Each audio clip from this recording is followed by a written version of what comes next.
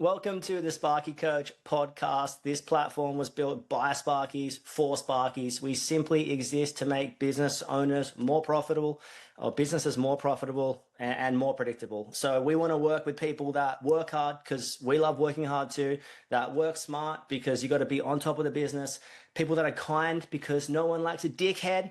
Am I right? People who want results because that's what we're here for, right? And people who want to be part of a like-minded community. So if you're interested in hearing more about the platform, please reach out and enjoy the podcast. Sparky Coach Pod, it's Cam here. Hope you're doing well, whatever you're up to, wherever you are. If you're driving in the car, if you're on site, spinning the screwdriver, or if you're sitting in the gym, sitting in the office, in the gym punching some weights out, getting some reps in, or if you're in the office, just doing some admin. Hope things are really well. Going to jump into a little bit more around the pre-build side of things and you creating like a price book or pre-build items that you can utilize for your quoting. So wanted to have a look at the residential new build space or residential construction space today, whatever you want to call it. So that particular space is obviously new homes. Going to run through a few examples that I have here. And much like building out a price book that is in relation to service and maintenance side of things, want to have a look here with your new build. Again, there's not as many items as you think. So I am going to rattle off a few items here that I see that you could be using, obviously, in a new build. And this is all about making your life easier. So you can go through and be like, hey, there's 10 of these, 10 multiplied by X equals the price. Now, the thing I've noticed with new builds and picked up on over my time quoting and estimating is that within new builds is that the time required to do the works is a lot less, obviously. You can generally break a new build up into a few phases. You'll have your undergrounds or civil style stage where you're doing your sub-main metering connection, meter box, those sorts of bits and pieces. Then generally speaking, you move on to a rough in, then a cutout, then a fit off. And there's probably going to be some testing at the end. Now, if you get really tight with this all, you reduce the number of visits to site that are required. And if you have a really organized client and in the builder, you obviously can be very efficient at what you're doing. Now, one thing with building projects is the efficiencies are what get you. So you need to be aware of how you actually run the job. And I think this is important when you're putting a quote together, you actually have this understanding around it. Now, some common items here that you have, obviously you've got your power points, your USB power points, your light switches, 1 to 6 gangs. You're going to have a kitchen area as well. So you're going to have your ovens and your cooktops. Downlights, generally speaking, you've got your light for surface light points, so to speak. And then you probably have some external or internal. You're going to have your smoke alarms, ceiling fans. You're going to have LED strip lighting. You're going to have data outlets, TV outlets. You're going to have an antenna potentially on the roof. You're going to have an NBN lead-in. You're going to have some underground sub-mains potentially, which can be worked off like a per meter rate so that you can then just multiply it out by the distance of the particular job. There's lots of things that you can build out that will make your life very easy in the sense that it's just a multiplication of a particular item and times by how many are going to be installed. Now, wanted to touch on the lighting here first is that I strongly recommend that with the lighting, you're allowing to do the actual install of the particular light fitting and you exclude the light fitting and you have your light fitting separate under a light fitting section when you're putting the cost together for the job. The reason I say this is because if you do a downlight, for example, and it includes that particular fitting, that pre-build will be a downlight for a particular type of fitting. So let's just call it a 90 mil 9 watt SAL downlight, for example, in a wave sense, like a basic one. Then if you wanted to have other brands that you have associated with these particular light fitting, you need to build a pre-build out every time. So I find it easier to get the quantity of downlights and fixed downlights, external lights, whatever you want to, whatever they are in the property, surface wall lights, etc., etc. And then you have the opportunity to then multiply it out with just the number of light fittings. It just makes it a bit easier. Doesn't get as congested in your search, like in your searchable way of things, in regards to when you're searching for the part pre-build price book items in your catalog. That there's less of them. So there's not 25 different types with it for a downlight. So there's some common ones, obviously, that you can build out. I like to look at it in a way that I would build it out of how we would do the job. So obviously, each pre-build is going to be made up of the items that you're going to be installing at the rough-in stage, you're going to be installing at the cutout stage, and you're going to be installing at the fit-off stage. So for example, with a PowerPoint, you're going to have a wall bracket at the rough-in stage. You're going to then have the cable at the rough-in stage. You are then going to have the PowerPoint at the fit-off stage. Likewise with a light point, for example, for a downlight. So you're going to have the cable and some clips at the rough-in stage.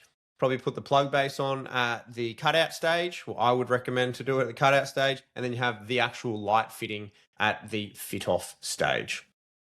So wanted to show you how simply this is. And I've got a little bit of a cheat sheet here that I will share with you that I've made up some examples here to have a look at.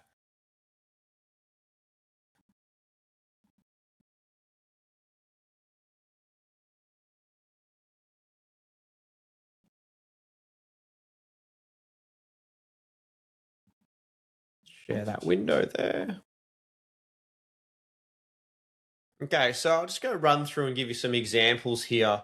So for a PowerPoint, I've given you a bit of an estimated time frame here. Now it's going to be dependent on where you live and the type of properties that you're working on. And I've also got some estimated materials here that you would be utilizing. So given it a time frame of 35 to 50 minutes, this obviously is a bit of a broad brush in the whole residential space because there's some properties are smaller than others to get bashed out, so to speak, and others are a bit more intense in regards to they have, a bit more bespokey, a bit more high end. So about 35, 50 minutes. You've obviously got your PowerPoint, you've got your wall bracket, got 10 meters of cable in this instance, and then you've got 5 cable clips. That's all that's really going to be used in that particular pre-build item. Then obviously when you go to a USB, it's the same. I've given a bit more of a, I guess, consolidated time frame of around 40 to 47, but probably about 40 to 50 minutes. The difference here is you've got a USB PowerPoint in regards to that. And then when you go down to your light switches, which I've got some examples here of, is that you've got your light switch, your bracket, your cable, and your clips. And again, it's just going to expand out a 1 gang versus a 2 gang versus a 3, 4, and a 5. There's going to be a little bit more time associated with it to get what you need in regards to fitting it off, because obviously there's a bit more time required and a bit more time needed. So having a look at it here, you've obviously got your light switches which come into play in any particular property. And I just want to touch on the time frames here is that I think you need to be realistic, but also be fair and reasonable. Otherwise, you will price yourself out of the market, so to speak, with the timing that you are allowing for each item because of the compound effect associated with that particular job. Now, you got to remember, thinking about it when you're doing a rough in on a new build and a cutout and a fit off, that the efficiencies that you have over an existing property, obviously the rough in stage is the walls are open. So you can just drill, run cables, bracket, mark out, do all those sorts of bits and pieces. The other thing too is that when you're doing a cutout stage is that like the place is empty.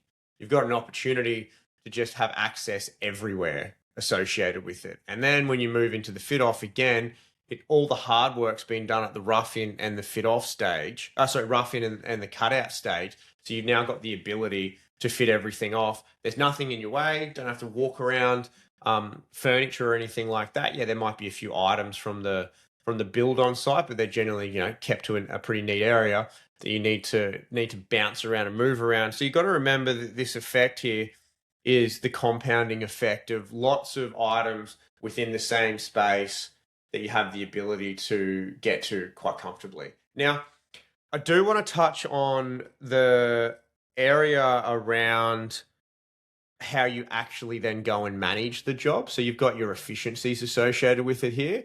And I think my personal thought on this is that people catch themselves out by not doing everything at each stage properly. So at the rough-in stage, for example, falling short of not getting all the measurements correct, or not taking the cable to the end location that you need to get to, not getting the particular item sorted out and finished, marked, taped out, or put the nail in so make sure it comes through the wall, etc. Those sorts of bits and pieces, putting the nog on the wall and drilling out, taking it through the brickwork, all those sorts of bits and pieces can counteract you for then when you go to the cutout, it can take longer. And I think cutout, I do want to sort of reference this. I think the cutout stage of any new build or construction style job is neglected and highly looked over, I think, and sometimes rushed through. If you do an amazing cutout, your fit off will be a dream, like an absolute dream. And I feel it like a bare minimum that you need to get everything cut out and every single cable found, identified, stripped, twisted. You've got an opportunity at the rough-in stage to catch any errors or any issues before paint goes on the wall. So anything can be rectified at this stage. If you leave it to the fit-off stage, it can be a lot more challenging. And I think that's where a lot of people get unstuck. So rough-in for me, cutout stage for me is all about getting as much as you can done as humanly possible. So you want everything cut out, every cable found, every plug base fitted off, every cable stripped and twisted, soldered, whatever needs to be done, taped, BP'd, everything done, get your subboard fitted off. It's also an opportunity that you can use to do some dead testing, to check to make sure there's no cables missing anywhere. Check your continuity. Hey, is it all good? Is everything joined together? Are we all hunky-dory? So using that opportunity to its fullest. Now, in regards to that efficiency side of things, that's just a company standard. That's driving the standard and expectations of like, this is what we're going to get done at this particular stage of the job. So really, really encourage everyone to push as hard as they can at that particular stage of the job so you can get as much done as you can, because ultimately the more you do there, the bigger success is, and then the compounding effect that you have, and it makes you fit off enjoyable. And I think I look at it with the construction style job as well, is that fit off should be enjoyable. You shouldn't be at the fit off trying to find things, trying to drag this out, or trying to discover where that cable may be. All the hard work should have been done at the rough in and the cutout stage, and that now you're working smart. So you're literally just walking around and you're just almost throwing things on the wall, so to speak. I know you got to terminate them and fit them off, but you're literally throwing items on the wall. So probably just wanted to highlight that because this will form part of how you get your estimation together. And once you get your estimation together too, I do want to highlight this, is that when you get your number together, if you then go through and quote check the job, you are actually doing the future work for yourself by thanking yourself in the future, which you will, because it gives you an opportunity to break it down how you would do the job. So I need you to think about this with the pre-build side of things. So like, let's have a look here with a light switch. So let's just say it's 40 minutes because that's sweet spot in the middle of it all. So 40 minutes, there's 10 of them in this property. So let's just say overall there's 30 light switches or 25 light switches in the house, and it comes to a few $1,000s in total for the value of just the light switches in that particular property. Is that when you spend the time getting your quote checking sorted, is that you are breaking down the job into the stages. So the way we quote, generally speaking, with with your project and construction style work is you're quoting in a per point price, right? The way you actually facilitate the job is in stages. So there's a portion of time from each particular pre-built or price book item that then gets allocated to each stage of the job. So what I mean by that is stage of the job being your meter mains connection, civils, undergrounds, however you do it, wherever you are. Then you move into your rough in, then you move into your fit off, cutout, then you move into your fit off. So the way you stage it then to be like, oh, hey, I reckon it's going to take us 1 week for 2 guys to do the rough in.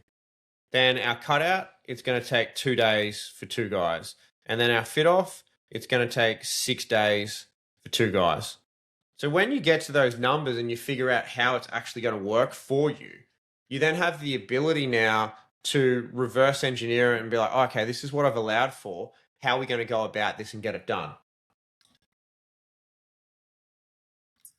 Now, because you have spent that time on it, you can look at your quote checker and be like, oh, hey, this job we've allowed for roughly 1 week, 2 days, and 6 days. So we can then have a look at it, our costs line up, but now you've done the hard work. So when you win the job, you've got an idea of how it can be executed rather than just looking at all your pre-builds and being like, hey, there's a lot here. I don't know. I think we're going to take this long to do it. But because you spent the time and the energy doing it, you'll thank your future self. And I think it's really important to have an idea of the breakdown of where the time goes to in the different stages of the job. So going to jump across into a little bit of how we go about building them. So I've got that little cheat sheet there. Now, again, much like last week, I just want to sort of show you some examples here. I've got a new build for the power side of things. So we've got a PowerPoint that's iconic and it's single for 10 meters. It's double for 10 meters. It's double USB A and C for 10 meters. And I've got a double here for 5 meters. The 5 meters of cable. So I want to highlight this is that not every job's the same. So you might be doing smaller units, but you've allowed the same meterage price for like a normal house that you would do. And the reality is that because the square meterage of this unit is going to be smaller, that there's going to be less need for as much cable. And so you may price a job and they come back and like, oh, you're a bit high. It's like, what would you guys know? I'm the quoting lord. I know everything. That's how I price all my other jobs. But if you want to have a look at it, you might be like, oh, mate, maybe I've gone a bit too generous on some of the cable. And in this instance, oh no, it's not actually going to be 10 meters of PowerPoint. It could be only 7 meters. I've used 5 for an example here because it's just half. But I think that always needs to be considered when you're doing your pricing, that you need to take into account how you go about it. So I'll stop sharing this screen here.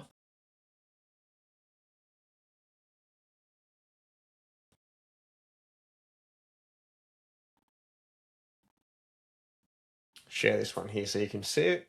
Yeah, cool. So you got your 10 single 10 meter, double 10 meter, USB 10 meter, and your 5 meter double. So I just want to have a look in here for your 10 meter single and just show you how easy it is to get it built out. So you got your catalog items here. So we've got our build items here. We've got our cable here. So again, this is on SimPro. It's the same recipe for everything, but this is just an example. You got your PowerPoint, your 10 meters of cable, and you got a bracket. And then obviously we come over here and we've got our time associated with it. And then it comes out. So we're just using a base default in here. So it's come in at 40 minutes. So that's $124 for that particular PowerPoint at 10 meters. Now, if we jump out here, I'm going to go and have a look at a double one. So $140 here for a double PowerPoint. If we halve it and have a look at it for a 5 meter one, we've got less time now and we've got less cable also.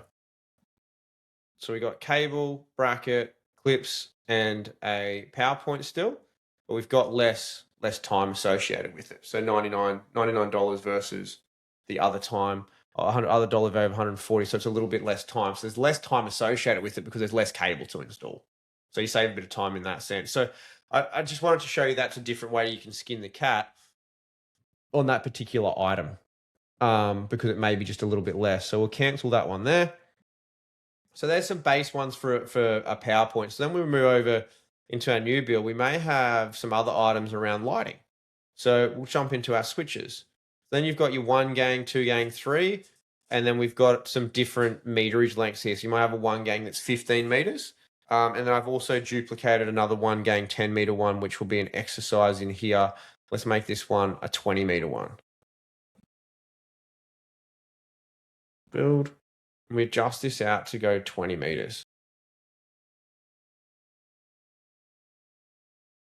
So I just wanted to show you here, you can have a look at, so we've got different amounts of time. So 63, 54, and then when you come up to the 1 gang there, it's 43 minutes. So the time difference being that there's more cable to install. In the sense that it will take more time to build out what you need to get done because there's more labor required to install that particular cable.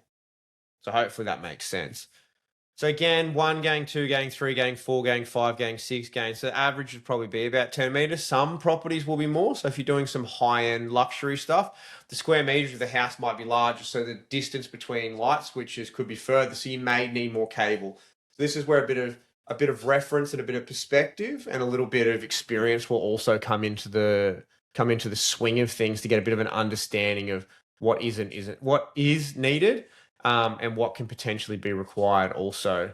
So there's some examples around some 1, 2, just like your normal standard light switches. So if we come back over here, I'll jump back into my lighting and then we'll go into our fittings range here. So then we've got a whole heap of different ones here with downlights with 5 meters of cable. So I want to give you an example here with different 5 meters, 10 meters, different bits and pieces associated with it. The main one I want to touch on here is your downlight. So like if you're building a downlight example here and you're using the light fitting, you're adding the light fitting in. So you're going to have to give it a very particular, a specific name. So you've got an understanding of what you're referencing each time. Now the difference between these ones here and this cell wave one is that the wave light fitting is associated with it, whereas the other one, it's just purely the light, just doing the light point less the actual light fitting, which you can add in at a later date.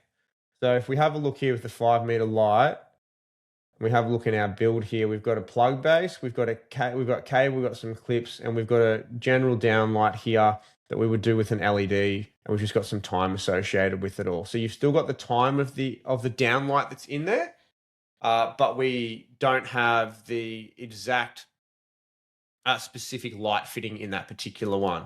We've got the light fitting less out of it. So hopefully that makes sense. It gets you time to it. And then when we come over here and have a look at the cell wave one, we've got our light fitting in here.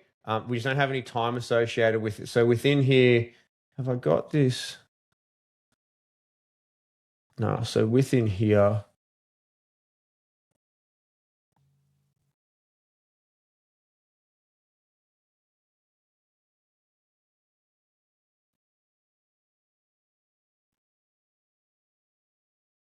no, we do have the light. Sorry, it is 42. It's the same. So you have the light associated with it, which means it'll carry on over and carry through. So you have a way to be able to track that light fitting. So that's just an example of around some of the light fittings. Now, if we have a look at our submains here, I've just got an example here of some 16 mil, say single phase, and some 25 mil single phase. That this can just be done in purely a per meter length. So we've got some marker tape, got some conduit, and we've got the cable. So then you've built this out in a per meter length. So then if it's 20 meters, 15 meters, 30 meters, etc., you have the ability to multiply that out. Now, associated with this, I understand there could be bends, there could be corro, there could be other bits and pieces with it. It may just need to be a nominal consumable item value in there per meter, so that every meter we can cover off what's needed in there. In regards to, it just covers off the glue, it might cover off the bends or the corro or the couplings or whatever's associated with it as well. It gives you the ability to be able to capture it in there and you can multiply it out. So like I said, if it's 20 meters, bang, away you go. And the problem is covered off in regards to how many meters we're doing this job for. Yep, it's 20 meters, bang, 20 meters of this item, put it in there, multiply it out. That's our particular price per meter. Then when we move down to, we've got some appliances here. Oh no, there's no appliances in that one. Did we go to the sub-circuit one? No, we haven't done that one yet. So appliances in here. So let's build one out for a kitchen. So let's just call it the oven. And let's just call it a 32 amp circuit. So we would go to our catalog here in the oven and we'd be like, right, so we need some 6mm T&E.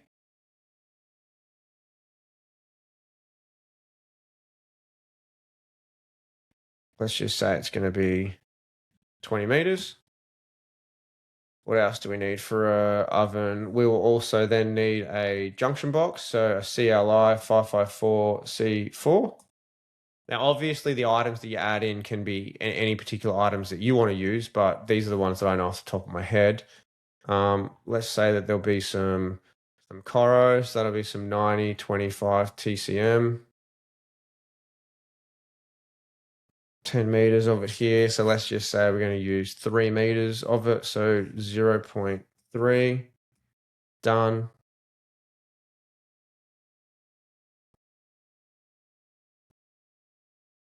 Cable, junction box, some Coro, maybe some other items associated with it.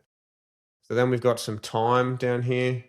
We've based it off this time here. So can you run the circuit?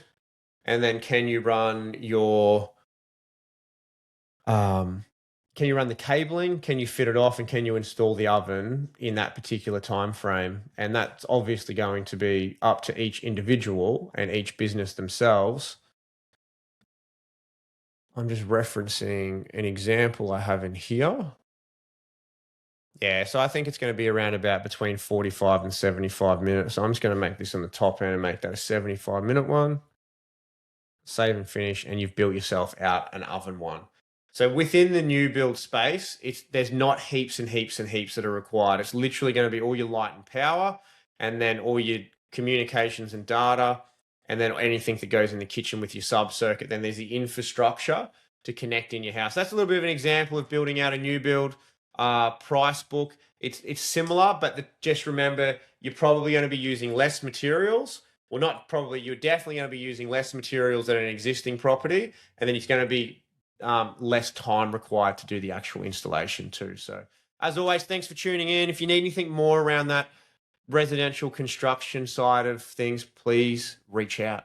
Happy whatever you're doing for the rest of the day or the rest of the evening, whenever you tune in, and we'll catch you next time on the podcast. Thank you. That's a wrap on another podcast. Whatever you're doing, don't be too busy to stop and check if you're making money. And above all else, you know the rules, be kind. See you soon.